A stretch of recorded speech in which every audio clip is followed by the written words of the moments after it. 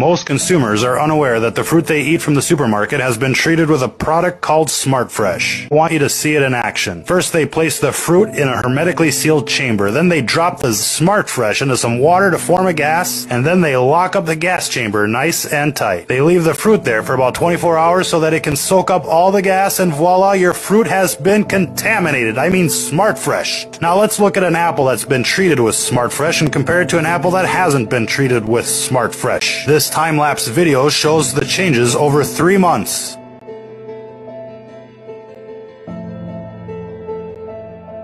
As you can see, the Smart Fresh apple hasn't changed a bit. Most people don't even realize that the fruit they buy at the grocery store can literally be a year old before it's actually sold, and you wouldn't know the difference. Let's see what the makers of Smart Fresh have to say about their product. They say the active ingredient of Smart Fresh is methylcyclopropene, or MCP. They describe it as a simple hydrocarbon molecule. Well, examples of simple hydrocarbons are as follows: butane, propane, and even hexane. It turns out they're gassing the fruit with petroleum-based products, ladies and gentlemen. Now they just call it a simple hydrocarbon so that nobody worries about it. I mean, who doesn't like a little diesel with their fruit, right? Their website also states that this can be used with other fruits and vegetables. Smart Fresh is authorized for use with organic foods. And the worst part here is that people are totally unaware. Take a look at this undercover video of a Tyson rep revealing the ugly truth about their free-range chickens.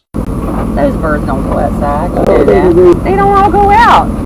Free range, look that up online. Free range, they only have to have access to the outside for like an hour a day or 30 minutes a day or something like that. So really, if they've got those little doors inside the house, all they've got to do is go open them for however, whatever the time period is.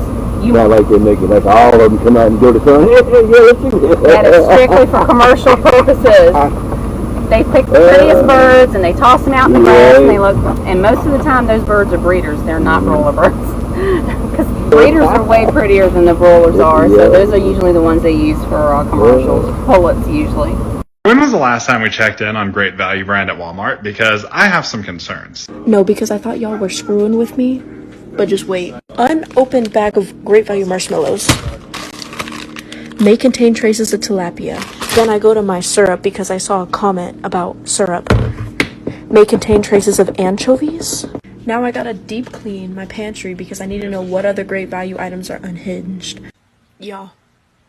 Not only is there anchovies in my damn mashed potatoes, but there's trout, whitefish, and clams. This is ridiculous. Cornstarch, soy lecithin, potassium bromate. Potassium bromate? This supermarket is trying to kill us! You! Potassium bromate, do you know what that is? Are you okay, sir? It is known to induce renal cell tumors, methotheliomas of the peritoneum. Can I call someone for you? Call someone, you know what you're putting into our bodies? Death! Delicious, strawberry-flavored death! Back in 1989, the shot schedule was 10 shots given. 10 shots given. When I was a kid, what do we get, 3? It's twice as many as anywhere else in 30 countries in the Western world. But we give twice as many shots as any of those countries. Why is that? Well, you should educate yourself. We want to empower parents to educate themselves. Do we need to have the chickenpox? Do we need the hepatitis B shot on the second day of life? I don't think we can afford to assume that the people who are charged with our public health any longer have our best interests at heart all the time. Parents have to make their own decisions, educated decisions. When the other doctors are here, and they will be on the other side in a while after you leave. Grab them and stab them, you mean? That was one. This is my nickname. Well, what will they say? Why would a doctor not want to know more about something that could save a life or prevent a disease? I don't understand. The AAP is financed by the drug companies. Medical schools are financed by the drug companies. This is a huge business. Vaccines are the largest growing division of the pharmaceutical industry. $13 billion. They control medical schools. I mean, these doctors are not learning about prevention or vitamins or diets. What we're asking is for them to take a loss for the good of our children. That's a tough sell.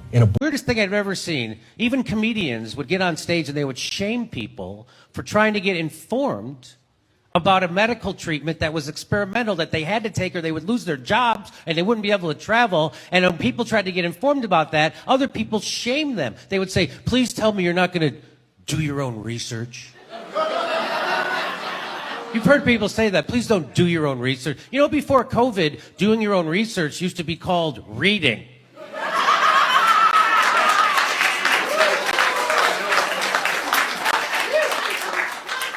Now you're shaming me for reading?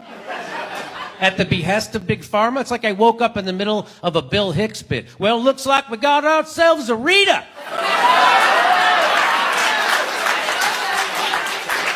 Tell me, boy, what you reading for?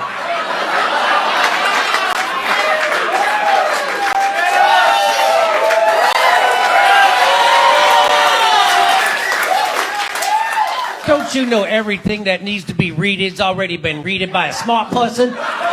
They made SARS-CoV-2 in the laboratory in 2004.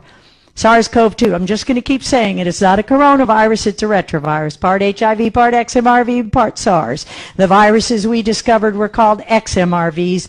Xeno, yeah, we're xenophobic, and so are our immune systems. And you don't inject them bypassing your innate immune system, your skin, your gut, your nasopharyngeal cavity. You don't wear a mask and suffocate your immune system, because that's how you drive an RNA virus through your body. Eyes are deteriorating too soon, yeah? Now you have some short-range muscles and long-range muscles in your eye. Children are having overexposure to short-range, that's in all the computers, Game Boys, television, things like that, and underexposure to long-range. So if your job is at a computer, ideally every hour you should go and do a bit of long-range viewing. Many children's eyes and minds and health are being damaged because of this overexposure to the technology. And when you start wearing glasses, your eyes get a little lazy. Sunshine strengthens the eyes too. Never should we look at the sun, we know that. But just being outside, the ultraviolet rays from the sun go through neurochemical pathways and hit different parts of your brain. You see, your eyes are an extension of your brain. I want to ask some questions of you, and a simple yes or no is fine. The FDA's authority over the safety of baby lotion. First, can the FDA require a review of baby lotion for safety before it comes to market? No. Can the FDA require the manufacturer not to use a toxic ingredient, for example, formaldehyde, in its baby lotion? No. Is the manufacturer required to register with the FDA before selling its baby lotion? No. I think my first statement is becoming truer. Once the baby lotion comes to market, can the FDA require safety information about the baby lotion? No. If the baby lotion has caused bad reactions in the babies, can the FDA require a recall? No. If the manufacturer is aware of the baby's bad reactions, would the manufacturer be required to report that to the FDA? No. Well, I think everybody's paying rapt attention here. Created something called the Robo-Rat. That was the first biohybrid. So a biohybrid is when you mix animal and a machine. And people freaked out. They were like, you cannot put brain chips in rats and make them move through a maze by a remote control, which is what they were doing. They now have pigeons that are mixed animal and machine. What? They created something called, there's a moth. So there's a Mandica sexta moth. That's what it's called. It's a large moth. And scientists put brain chips into the larva so that when it cocooned and became a flying moth, it had the chip built into its system, making it easier to integrate, and they could fly the moth around the lab. And that was a huge step, and this is now 4 years ago. Hospitals are harvesting organs and you didn't even know it. And this organ's worth 50 grand. By labeling this organ as medical waste, the verbiage makes the patient assume that they're just throwing it in the garbage, but they're actually turning a major profit by selling it to major biotech companies. This organ is called the placenta, otherwise known as afterbirth. The placenta and especially the umbilical cord are extremely rich in active stem cells. This is why most hospitals cut the umbilical cord within 10 to 15 seconds after birth. To preserve those stem cells, baby. And to sell the magic your body created for their own profit. And yep, you still get charged $20,000 to $40,000 for your birth at the hospital. So So basically, they owe you money, right? Don't worry. You have legal right and ownership of the organ you created, and you can demand to keep it. Started making communities where they could accumulate wealth. Organizations like the KKK and white supremacists decided that didn't get to exist. Places like Black Wall Street, Rosewood, multiple others were burned to the ground and everyone was killed. Anyone that survived, all of their information was burned inside their houses. When black people went to the banks to retrieve their money, to rebuild everything, the bank said, no, all of their bank cards have been burned. They couldn't get their money back. All of those banks still exist and still have all their money, and it's all accumulated wealth. White people from that particular time in that area were able to get their money back. This is why reparations are necessary to atone for our actions. We literally created poverty on purpose for multiple people. Malcolm was killed because of another brother named DePinto. A lot of people thought he was African, but he was East Indian. He was born in Nairobi. He's the one that changed Malcolm's head from black nationalist to Pan-Africanism and made that connection from here to there.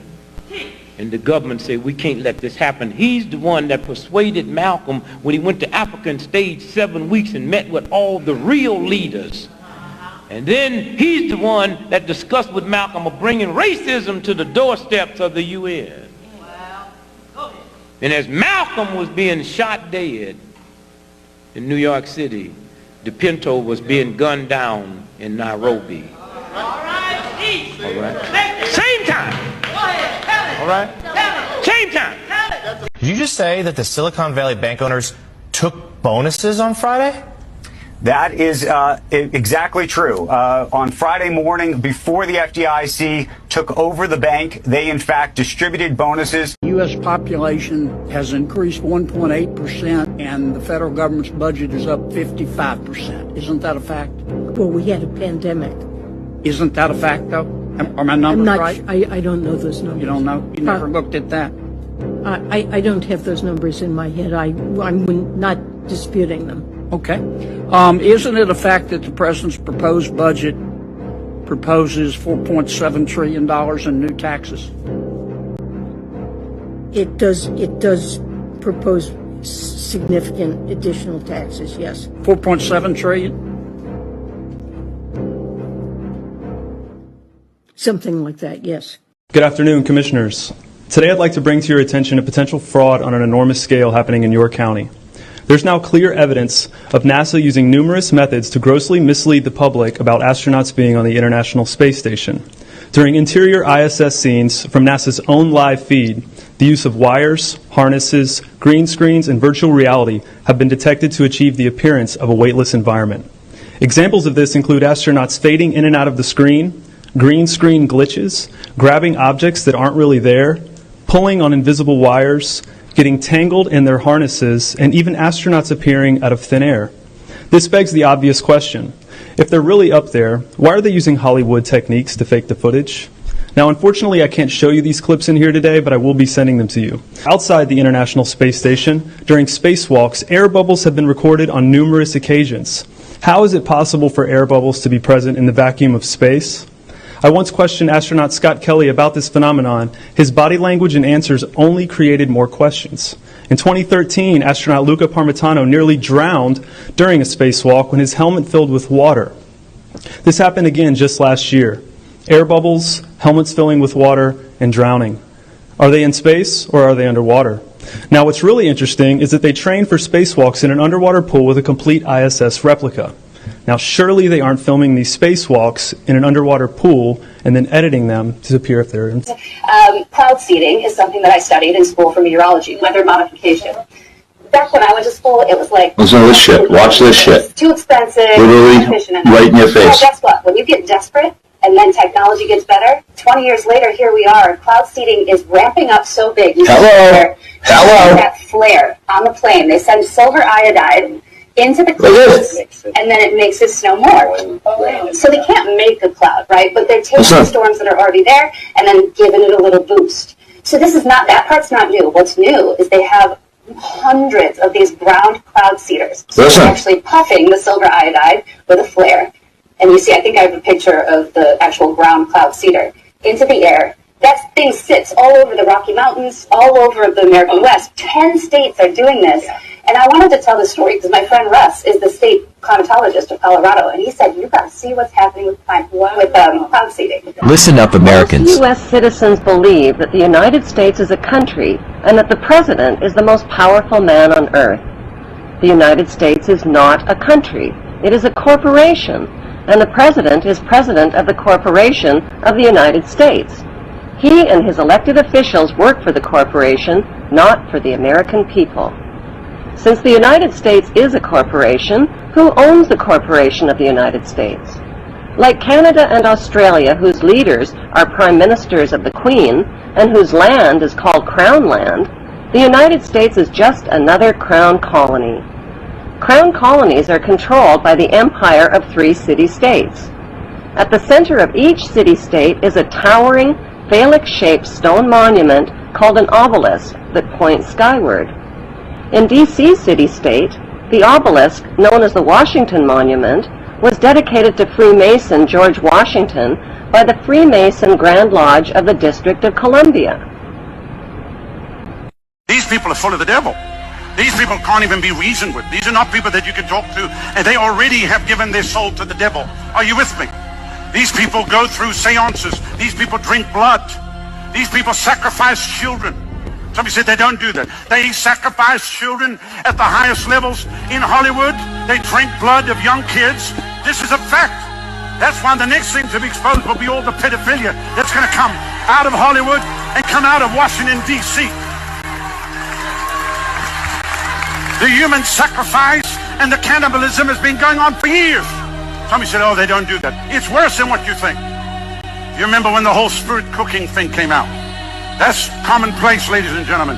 And many of the Hollywood actors that you go see on a screen, what you don't know, they bring a witch. They do a big seance right there on the set, and they worship devils, and they allow devils to come into them before they take the part of what they're going to act. Have you heard of Operation Bablift? Did you know Playboy was responsible for helping move 41 babies taken from Vietnam? Operation Bablift was the name given to the mass evacuation of children from South Vietnam to the United States and other Western countries at the end of the Vietnam War. 41 babies traveled to New York City on Hugh Hefner's own private jet, Big Bunny, during the flight. The children were looked after by a group of bunnies. Record scratch. Is anyone else thinking what I am thinking? Should it actually be called Operation Baby Snitch? By the final American flight out of South Vietnam, over 3,300 infants and children had been airlifted. Interesting 33. Over 2,500 children were relocated without their consent and adopted out to families. The entire operation was controversial because there was a question about whether the evacuation was in the children's best interest, and because not all the children were orphans. We know wars are used to do much more than meets the eye. The chaos surrounding war zones seems like the opportune time for a trafficker to snatch up displaced children, or like Operation Bablift, to steal children from homes with families. Having classified documents from when he was vice president. I'm like, okay, yeah, technically that was hypocritical, but how about the fact that he laundered money through Ukraine through Metabiota, right? In order to line his own pockets using DoD contracts. Or how about the fact that he basically blackmailed Ukraine into firing the prosecutor that was looking into Burisma? Or how about the fact that he took inappropriate showers with his daughter in her own handwriting in his diary? Or how about the fact that he knew his son was sexually abusing his other relative underage and he covered it up, which is against Delaware law? And you could just name all the other things that he's done that have been absolutely corrupt. And it's like, but you're talking about the documents that he had? I mean, like, the worst part about the fact that he had these documents in his garage is you're not supposed to have flammable objects next to a meth lab. Right. We get distracted with these small hypocrisies when the greater crimes just go totally unnoticed. It's like the guy should have been in jail 10, 15 years ago. Right. Fox. I went to MGM for one picture. Thank goodness, only one. And when I got there with my mother, we were separated. She went into the office of Louis B. Mayer, and I went into the office of Arthur Freed. and he was going to talk to me about a movie he wanted to put me in. I'm 12 years old, you know. And I thought he was a producer, but instead he was an exhibitor. And I'd never seen anyone naked before, except myself. So I had no clue about what was happening. And so it struck me so funny, I laughed at him. And I laughed uproariously. I had tears, you know, and he got infuriated. And he said, out, out, out, go. Did you tell your mother? Well, I was very quiet. I went down and met her in the lobby of the administration building. She came out very quietly from Louis B. Mayor's office, and we walked hand in hand silently to the car, which was unusual. We got in the car driving home. I said, Mom, you won't believe what happened to me. And I told her what happened, and she got kind of quiet, and she said, well, you don't know what happened to me. And Louis B. Mayer wasn't as bad as Freed was to me. You tried but he came on to my mother. And so we both decided that we didn't like MGM much. It was, you know, it was better at Fox. It's a group that was formed like in the 1700s, something like that, 1600s. This dude named Adam Weishaupt. He started this group of people, like powerful, rich people that basically could shape popular opinion and the way, you know, the world is gonna move forward. The word means like the illuminated ones. Light is like information. You know what I mean? Like, oh, you see the light now. I found out the origin of the information that they were teaching. It basically comes from this group called the Essenes in Egypt. These are like the original black culture.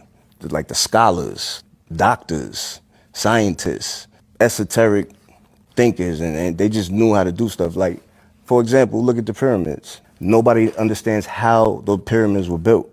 These are the people that had that knowledge.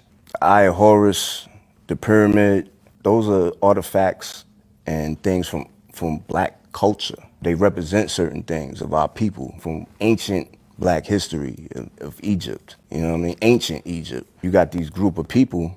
They break into the tombs, they steal the riches, like the gold and the mummies, and they rape and pillage our culture. Here, they got you thinking your own people and your own artifacts and your own symbolism is evil. The rapper Prodigy wrote a letter from jail, and in it he exposed Jay-Z as a sellout to the Illuminati and more. He wrote, "The exact moment in time when I discovered that the entire planet was being lied to and was put under a spell to keep us unaware of it was back in 1996, around the time Biggie got locked up for the Tech 9 in his house. Biggie was in the newspaper that day with handcuffs on, being led by 2 or 3 cops. He had on a sweater with a big letter B on the front. It was that day that I was reading one of Dr. Malichi Z. York's books, can't remember which one. I believe it was titled Leviathan 666. I finished the book and started crying. I was crying for all of humanity, but mostly for my black people, cause I then realized it is all a sham. The government, religions, politics, the Federal Reserve, IRS, and everything that we believe and live by is a joke." Second page, he said, "This one book didn't make me see it all. No, it was the combination of other things I've read, studied, seen, and experienced. Leviathan 666 just helped connect all of the dots to make me see it's all real." Dr. York has since been set up by the FBI and Illuminati players and is now serving 135 years in a federal prison. His own son Jacob York, who was deep into the rap business back in '96, orchestrated the entire setup. Africa Bambaataa and Prodigy are the only 2 famous rappers who speak for Dr. York and know he's innocent. Jay-Z and Jezzo were both raised in their teenage years in Dr. Verk's New Wabian community in Bushwick, Brooklyn. Look at the Jezzo Originators video, and you'll see them holding up Dr. York's pictures, wearing his garb, and flashing his symbols. Now on to page 3. Jay-Z knows the truth, but he chose sides with evil in order to be accepted in the corporate world. Jay-Z conceals the truth from the black community and the world and promotes the lifestyle of the beast instead. I am revealing some astonishing information if people will just do a little research and see. Prodigy, Dr. York, and Africa Bambaataa are the truth. Jay-Z is a goddamn lie. I have so much fire in my heart that I will relentlessly attack Jay-Z, Illuminati, and any and every other evil that exists until my lights are put out. Which is damn near impossible cause my power in the streets incredible. I fear nothing and no one, am fearless cause the truth has set me free from the Illuminati mental enslavement. And I have been empowered by God and the universe. On to page 4. To bury these cockroaches, so that was my moment of clarity. 1996 in Laurelton, Queens, NY. I have gone through serious spiritual wars with the evil energy that once existed in my body. It took me from 1996 to 2008 to defeat the negativity that held my soul hostage all these years. Some people do it quicker, some never, and some have no negativity at all. They are special. This negativity I speak of is an actual living entity that uses us as food. We must sever our ties with it in order to see things for what they really are. This negative energy is created and harnessed by the Illuminati secret government, and they will make you spread this energy without you even knowing it. But people like Jay-Z are very well aware. He was schooled by Dr. York. So if you're aware and still spread it, what does that make you? Who and what do you represent? At that time, they would call black music race music when I sung rock and roll. I was on RCA Victor before Elvis Presley, but they wouldn't put me on RCA. They put me on Camden. So when I would wear makeup, they would let me sing for the white girls. When I put on eyelashes and all that, they would let me sing. But when I went as a just straight dude, they wouldn't let me sing. They thought I wanted the girls. So if I came out a straight guy, they wouldn't let me sing. But when I came out with all the makeup on and all the eyelashes and all the hair, they said, Richard is a good boy. I never was a good man, but I was a good boy. Who was they that you're talking about here? Some of the whites in Macon, where I'm from, I came from a little town. You know, it was real prejudice back in that time. There was a lot of people that would love to have been flamboyant, you know, just like Kiss and Jimi Hendrix, which was my guitar player. He started out with me. Billy Preston, James Brown was my vocalist. Otis Redding, Beatles came with me. They started with me. Mick Jagger. All these people started with me. So you really did have a dramatic impact and a great deal of influence on what would later become the mainstays of rock and roll music. I was the architect. Pretty soon, my neighbor will be having a Negro son-in-law or a daughter-in-law. There are 3 different Levittowns: Levittown, Pennsylvania, Levittown, New York, and Levittown, Puerto Rico. They were all founded by this man, William Levitt, who was a vehement racist. He was also an entrepreneur and considered the father of modern-day suburbia. And because of this man, millions of black people, often people who qualified to own homes, could not own homes. Now, the towns that have his name on it aren't the only towns that he built. He built hundreds of towns all throughout New York, New Jersey, Pennsylvania, and Connecticut. But there are only 3, I believe, that have his name on it. He had an exclusive clause on his properties called Clause 25. Now, this clause racialized who could buy his homes. It wasn't even an unspoken rule. The Supreme Court even had to get involved and say that Clause 25 violated the 14th Amendment of African American people. And when reporters asked him about his racialized clauses, this is what he had to say. Pause to read. William Levitt kept getting sued, so he had to integrate his properties. Eventually, they had to sell properties to African American people, and William Myers, his wife Daisy, and their 3 children moved into Levittown properties. Within hours of them moving in, people all throughout Levittown, even people that didn't live in Levittown, got together and tried to figure out a way to get this family out. And hundreds of people got together to intimidate this family to try to make them leave. And the entire thing was fueled by this organization. On a side note, conservative commentator Bill O'Reilly is from Levittown, New York.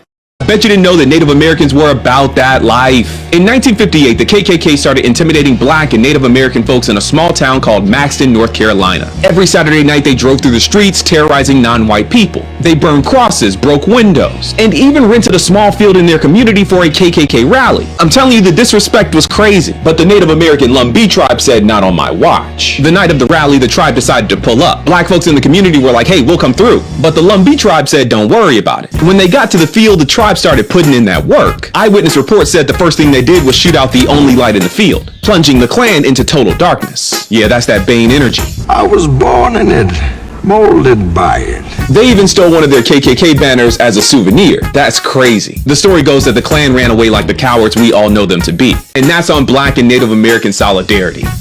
Dear white people, no one is asking you to apologize for your ancestors. We're asking you to dismantle the systems of oppression they built that you maintain and benefit from. Now the question becomes, do you understand how you maintain and benefit from these systems of oppression? You know, this reminds me of a meme I used to love. It said that particular people do not want to be blamed for their ancestors' actions, but they sure as hell don't want to let go what their ancestors left for them. If you inherit a business and you believe the profits is the only thing you taking on and you ain't taking on none of the debt, it's kind of crazy. Do you understand how trust and distribution of wealth and how we pass things from generation to generation? I don't understand why this concept is so hard to grasp. In closing though, nobody blaming you for nothing. We just think it's your responsibility to help us deconstruct the systems that you maintain and benefit from.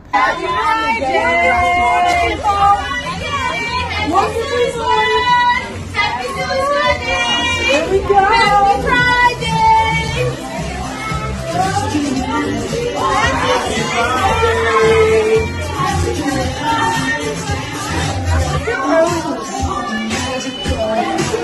It's in the air, it's in my blood, it's rushing on.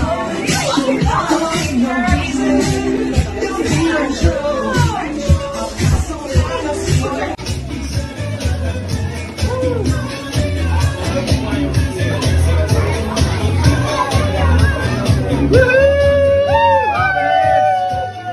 Jessica Tapia was fired as a teacher from Jurupa Valley High School for refusing to hide students' gender preferences from parents. If I were to ever find out about a student's gender or pronoun preference, that I was to withhold that from parents. And I said, "Are you asking me to lie to parents?" And they said, "Yes, we are talking about minors.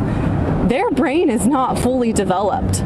The decision-making portal in that brain it's not fully developed, and they need their parents at this time for everything they're going through, mentally, emotionally, physically, spiritually, you name it." Parents should absolutely be involved in all the decisions that their kids make. Hello, my name is Allie Snyder. Trustee Moon, you vowed to uphold our Constitution when you were sworn into office. 2 weeks ago in these chambers, you violated your oath with a deliberate attempt to suppress democratic speech. I quote you, "We will not stand for anyone not supporting trans children, not supporting our LGBTQ community, and it is not a right. If you have an issue as an individual, keep it to yourself and your family," end quote. Ms. Moon, it is not your right to silence parents. It is not your right to impose your ideology on the families in this district. Your attempt was a violation of our First Amendment.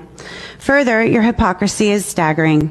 You say we must keep our concerns to ourselves and our families while you support an organization that encourages children to keep secrets from their families.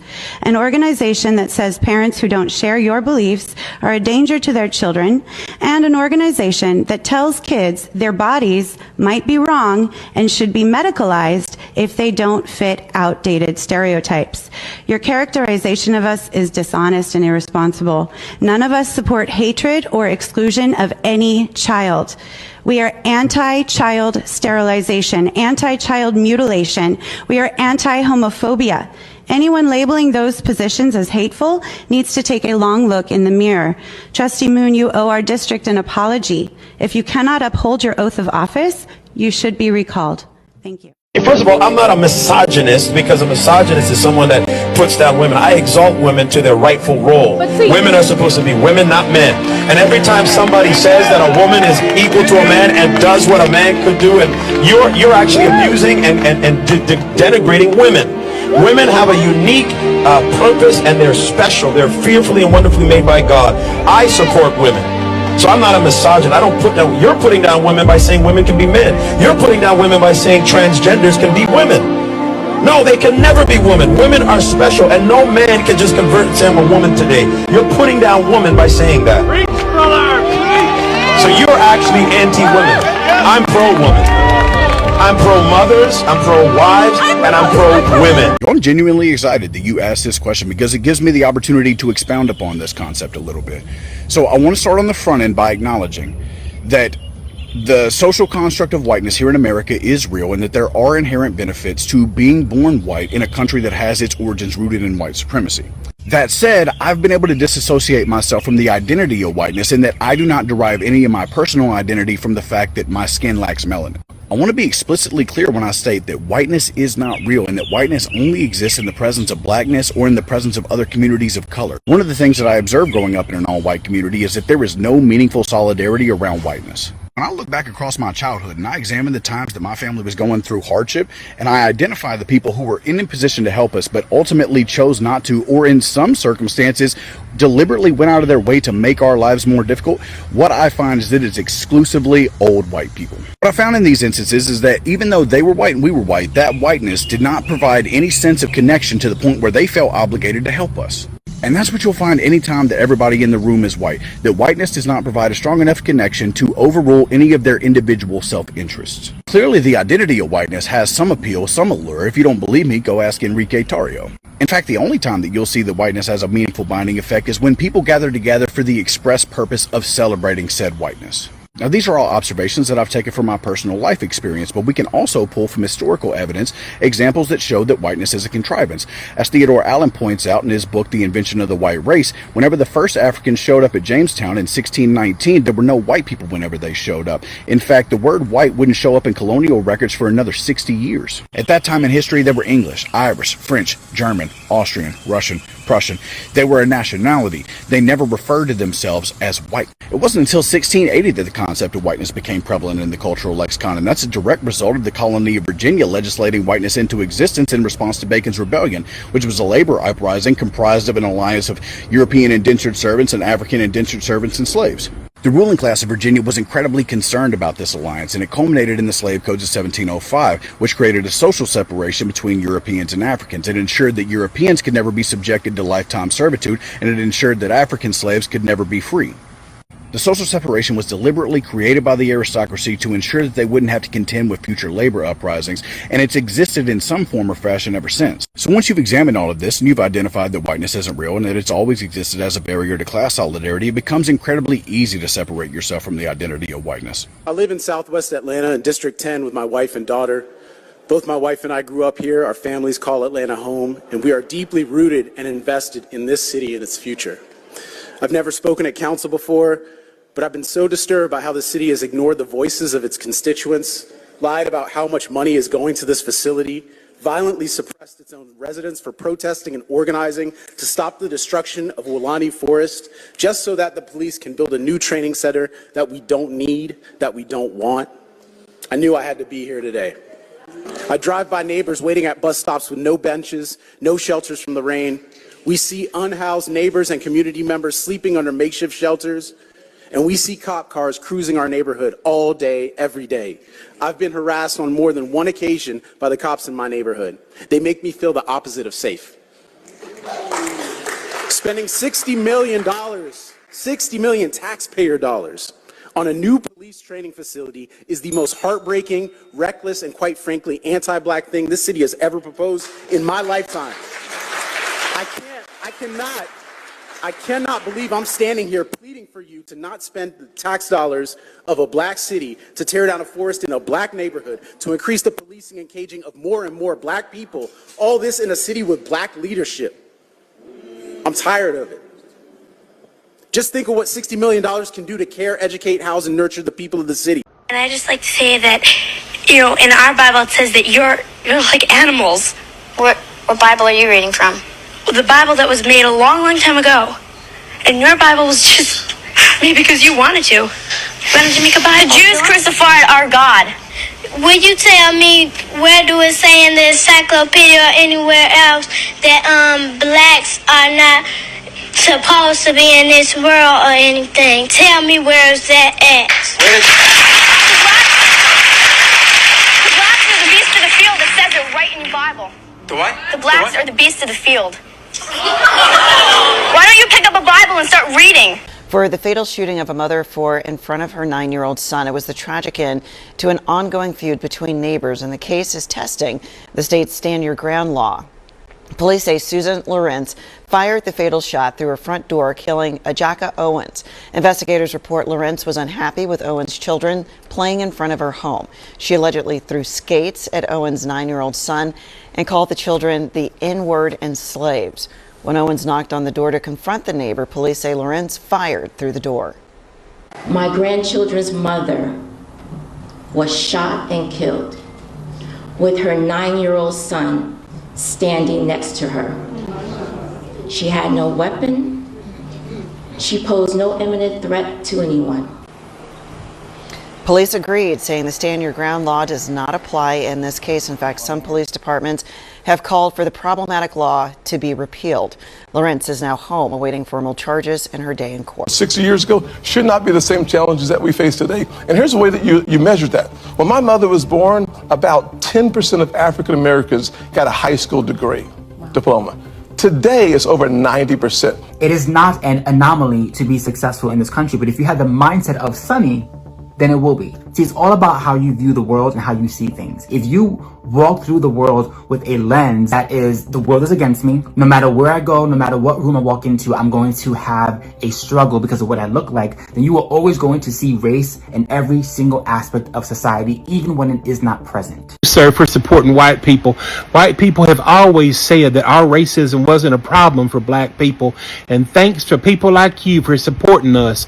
We sure do appreciate your hard work, and that senator too. He's working real hard for us. White power, we appreciate you, buddy. And let me just say, that white people have always really known what's best for black folks from the early times to now. We've always told black people that their reality wasn't happening. We've always been gaslighters toward black people. It's what we do best. And if white people collectively say today that white supremacy is a non-issue and that it's not a problem for black people, well, by God, it's not. It don't matter what the facts say. It don't matter that the average American white household is worth $188,000 and the average black household is worth $24,000. It don't matter that study after study after study after study proves that there are racial disparities due to white supremacy in every single American institution, in housing, in employment, in education, even in the media, even in the military, in healthcare, in justice, in every single thing you can imagine. The studies prove that there's racial disparities that lean toward white and discriminate against black people. Why? White supremacy. But white people said all that ain't real. So you keep right on supporting white people. We appreciate folks like y'all. If you don't have a fucking clue, that's sarcasm. Okay, bye. All around us, hidden in plain sight, the massive ancient forest of our realms past. With much more oxygen levels in our ancient past, everything was much larger. Yet we are told these are no more than just ancient volcanoes. Lava plumes that form in just perfect hexagonal patterns. Patterns that represent the structure of a tree. Even the rocks found on these sites, and many other videos showing people pulling off rocks from these mountains, and they look just exactly like pieces of wood, petrified wood. Those with open eyes, though, can see past the lies, and the true beauty of this world begins to open up. Question everything, friends. Until next time. A serious sound system in these cars.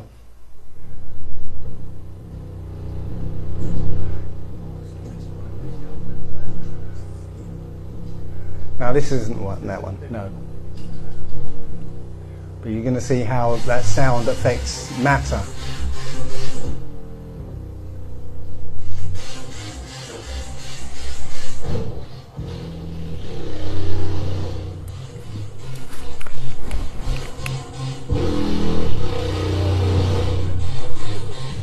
Watch the glass.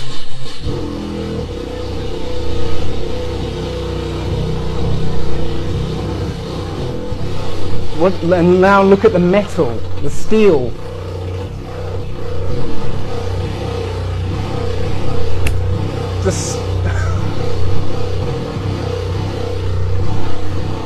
That's incredible, isn't it?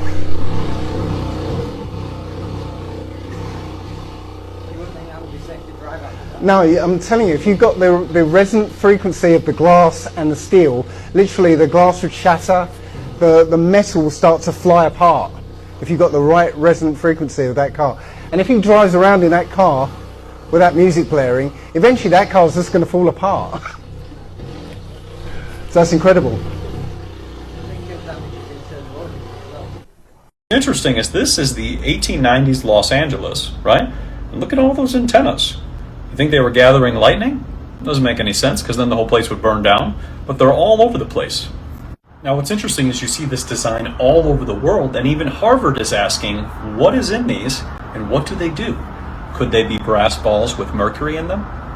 Then we look at some other designs and we see that there's usually an antenna on top with some mercury below it, some copper, granite and quartz, and these were actually energy generators.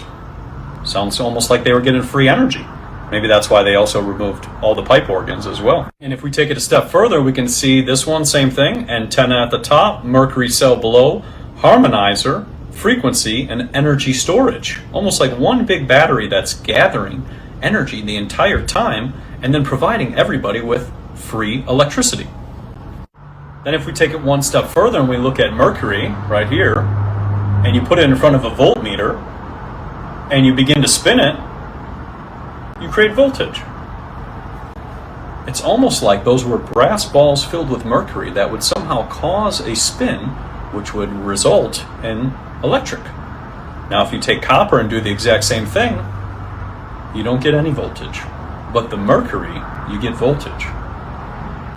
Where do we get the cobalt to make the batteries, and what do we do with them? So, like, your argument is about this mining argument, right? Like, no, I'm asking a question, dude. Like, where do we get it from? It's a straw man because you're just... Answer the question. No, I am answering the question. So you're arguing about this I've asked a renewable question. energy... I'm not making an argument. You can't answer the question because deep down you know that cobalt-powered batteries are worse for the environment than liquid and natural gas and nuclear power.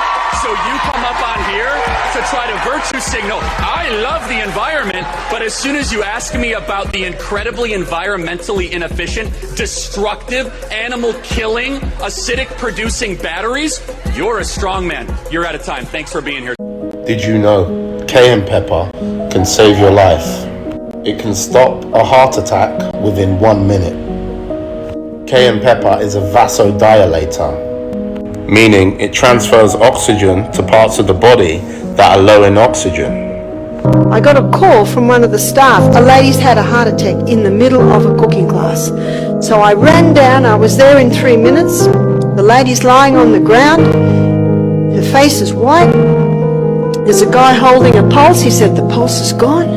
Almost. I said, quick, cayenne pepper. I got a half a teaspoon of cayenne pepper, quickly put it in her mouth. She was half conscious. We're able to give her a little bit of water to drink.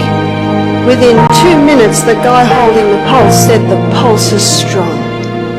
All the colour came back into her cheeks, and she sat up and said, what happened? Just amazing. It increases circulation. As it says in the Bible, herbs are for the healing of the nation and for the service of man.